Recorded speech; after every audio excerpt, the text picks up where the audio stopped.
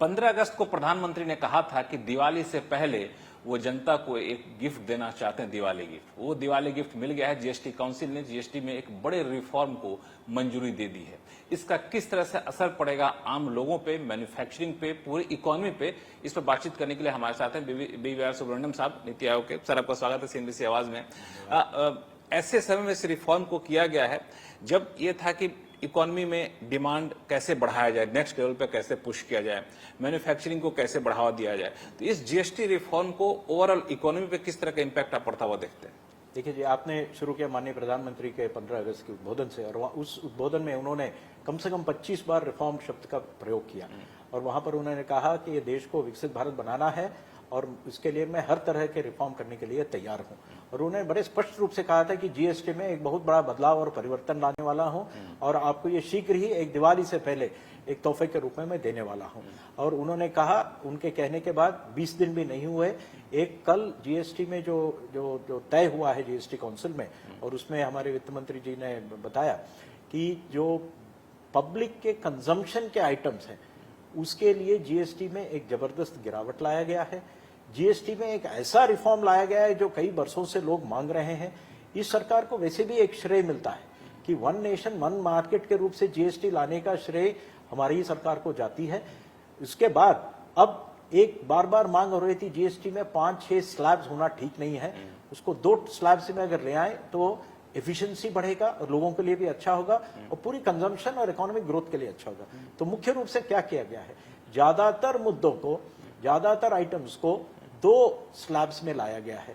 जो ज्यादातर लोगों के इस्तेमाल के रोजमर्रे की चीजें हैं उन्हें 5% पे ले आया गया है, और ऊपर का जो स्लैब है 28%, ज्यादातर उन चीजों को घटा के 18%, और एक लग्जरी या सिन गुड्स जो बोलता है, जो केवल बहुत ही अमीर लोग इस्तेमाल करते हैं, उनके लिए एक 40% का जीएसटी स्लैब रखा गया है। उनको उससे कोई फर्क नहीं पड़ने वाला। लेकिन आपने अगर ये देखेंगे, जो चीजें 28 से 18% हुई, जैसे मोटर कार, एयर कंडीशनर वगैरह, और जो चीजें 5% गई हैं, वो जो पहले 12% पे थी, ये सब चीजें चावल, दाल, खरीदने की चीजें, खाने की चीजें, घर में इस्तेमाल करने की चीजें, साबुन, तेल, टूथपेस्ट, इस प्रकार की चीजें, इससे लोगों के खर्चे में बहुत ही बचत होगी।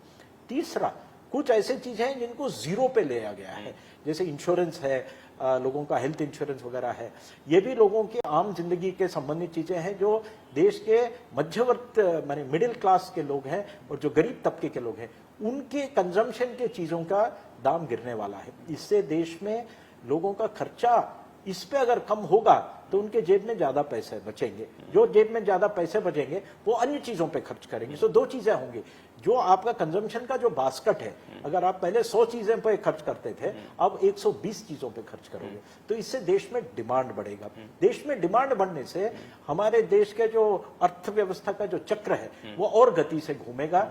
और ये विश्वास मुझे यह है कि इससे डिमांड और कंजम्पशन को एक ऐसा जबरदस्त बूस्ट मिलने वाला है कि इसका हम आज की तारीख पे उसका कल्पना करना मुश्किल है। ये इसका असर 1 साल में भी नहीं, 1 साल में दिखेगा, 2 साल में दिखेगा, अगले 10-15 साल तक दिखता रहेगा।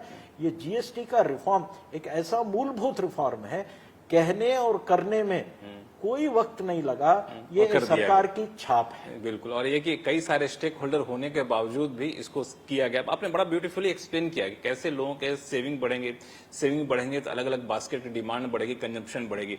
इसको मैन्युफैक्चरिंग पे किस तरह का असर देखेंगे? क्योंकि डिमांड बढ़ेगी तो जाहिर तौर पे मैन्युफैक्चरिंग सेक्टर को भी बूस्ट मिलना चाहिए इससे। देखिए जी, ज्यादातर चीजें जिस पर जीएसटी में अब लोगों को बचत होने वाला है और जिसकी जो डिमांड बढ़ने वाली है, इसकी जो ये 90% चीजें अपने देश में ही बनते हैं। इसमें वो चीजें नहीं है जो विलायत से इंपोर्ट ज्यादा करना नहीं पड़ेगा। एक आध को छोटा मोटा रॉ मटेरियल कुछ हो सकता है, बट 90% से ज्यादा ये चीजें हमारे देश में बनते हैं। तो इसमें मैन्युफैक्चरिंग में बहुत बड़ा उछाल आने वाला है। अगर आप देखेंगे, छोटी गाड़ियां हो, स्कूटर और 3 व्हीलर हो, इन पे जीएसटी घटा है।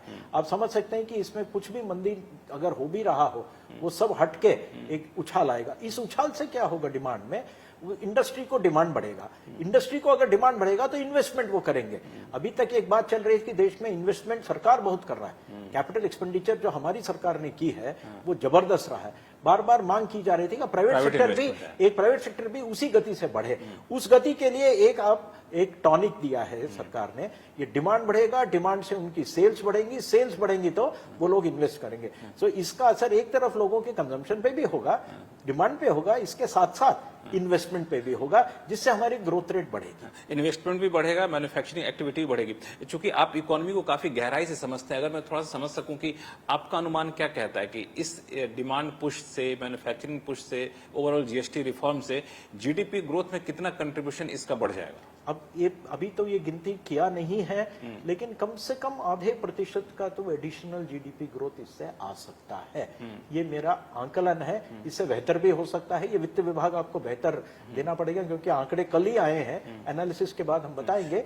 बट निश्चित रूप से जीडीपी जो ग्रोथ रेट जो पहले हम लोग आंकलन लगा रहे थे, उससे बढ़ेगा। तो एक चीज और कि इस हालात में जब ग्लोबली एक टर्मोराइल टाइप से बना हुआ है, बहुत सारे चैलेंजेस हैं, ट्रम्प टैरिफ है इंडिया को लेकर खासतौर से, तो उसकी वजह से कई इकोनॉमिस्ट कह रहे थे कि 0.8% के आसपास इकोनॉमी पर तात्कालिक असर पड़ेगा, इमीडिएट असर पड़ सकता है। तो उन सारी चीजों को ये जीएसटी रिफॉर्म मिटिगेट कर देगा, मान के चलो। देखिए, अगर आप भारत का इकोनॉमी देखेंगे, 60% से ज्यादा कंजम्पशन ड्रिवन है। तो हमारी ग्रोथ इंजन जो है, बहुत सारे ग्रोथ इंजन है, इन्वेस्टमेंट भी ग्रोथ इंजन है, एक्सपोर्ट्स भी ग्रोथ इंजन है, लेकिन 2/3 जो ग्रोथ है वो अपने ही कंजम्पशन से होता है। हमारे ही बाजार, हमारा ही मार्केट हमारा ग्रोथ का ड्राइवर है। और जो कंजम्पशन की जो हमको एक उछाल मिलने वाला है, वो काफी कुछ चीजों को काउंटर करने में कामयाब रहेगा। किस हद तक करेगा वो देखना होगा, लेकिन मुझे विश्वास है कि आने वाले दिनों में इसका असर ग्रोथ पे, कई सारी जो नेगेटिव चीजें हैं उसको काउंटर करने में बहुत ही लाभदायक। एक आखिरी सवाल, इस पूरे जीएसटी रिफॉर्म में एक बड़ा सेगमेंट को टारगेट किया गया है और उनकी समस्याओं को सुलझाया गया, वो है agriculture sector, agri allied sector. वहां पे जीएसटी या तो घटा दिया गया है, पूरी तरह से हटा दिया गया है। आपको लगता है कि पूरे एग्रीकल्चर सेक्टर का जीडीपी में जो कंट्रीब्यूशन है वो बढ़ेगा और फार्मर्स को इसका फायदा मिलना चाहिए? देखिए जी, हमारी सरकार के एक बहुत बड़ा ये अचीवमेंट रहा है। अगर आप एग्रीकल्चर का ग्रोथ रेट देखेंगे, वो बहुत ही बेहतरीन रहा है। दूसरा, एग्रीकल्चर की जीडीपी का जो शेयर है वो पिछले 4-5 वर्षों में बढ़ा है। तो एक्चुअली इसका मतलब क्या है कि गांवों में आमदनी बढ़ रही है, फार्मर्स का इनकम बढ़ रहा है, और ये जीडीपी के घटाव से आपको दिखेगा कि फार्मर्स की इनकम बढ़ेगी, एग्रीकल्चरल आउटपुट भी बढ़ेगा। उसमें भी एक छोटा सा मैं और चीज बताता हूँ, वो बाहर ज्यादातर लोगों को ये राज समझ नहीं आ रहा है। लोग सोचते हैं कि केवल गेहूं और चावल के में बढ़ोतरी हो रहा है। नहीं, हमारे देश में एक्चुअली असली ग्रोथ जो एग्रीकल्चर में हो रहा है वो हॉर्टिकल्चर में हो रहा है।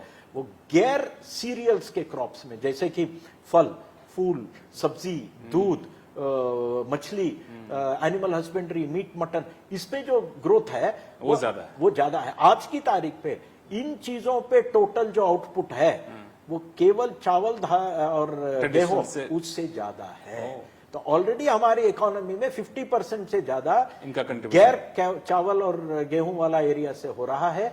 और आप ये भी देखेंगे, जब लोगों का आमदनी बढ़ेगा, आप 2 किलो चावल खा रहे थे, आप 4 किलो तो नहीं खा सकते, तो आप क्या खाएंगे? फल खाएंगे, क्वालिटी पे जाएंगे। और आप पिछले कंजम्पशन एक्सपेंडिचर सर्वे देखेंगे, आप देखेंगे कि सीरियल्स पे कंजम्पशन कम हुआ है, लेकिन फूड पे बढ़ा है, प्रोसेस्ड फूड पे। तो बहुत अच्छा कहा कि पैसा आता है तो लोग प्रीमियम चीजों पे ज्यादा जाते हैं, वहां से एक ऐसी चीजों का प्रोडक्शन बढ़ेगा, डिमांड बढ़ेगी, इकोनॉमी को पूरी एक रफ्तार मिलेगी। तो मेरा जो थोड़े बहुत चैलेंजेस है वो सारे दूर होने वाले हैं। बहुत बहुत शुक्रिया सर हमसे बातचीत करने के लिए। ये थे बीवीआर सुब्रमण्यम साहब, जिनका साफ तौर से कहना है कि जीएसटी रिफॉर्म को सिर्फ आर्थिक चश्मे से ना देखा जाए, आम लोगों की जिंदगी, आम लोगों के खर्च के पैटर्न और ओवरऑल पूरे इकोनॉमी को एक बड़ी रफ्तार देने वाला रिफॉर्म है। लक्ष्मण रॉय, दिल्ली।